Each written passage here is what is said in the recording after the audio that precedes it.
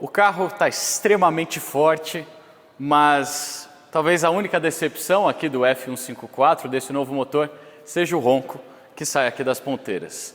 Infelizmente nós perdemos aquela essência daquele V8 Ferrari com virabrequim plano, do qual nós já vimos diversos exemplos aqui no canal, diga-se de passagem, mas aqui esse ronco, essa experiência sensorial não é mais possível devido à instalação dos turbocompressores. Dizem que nunca mais nós vamos conseguir resgatar esse tipo de ronco.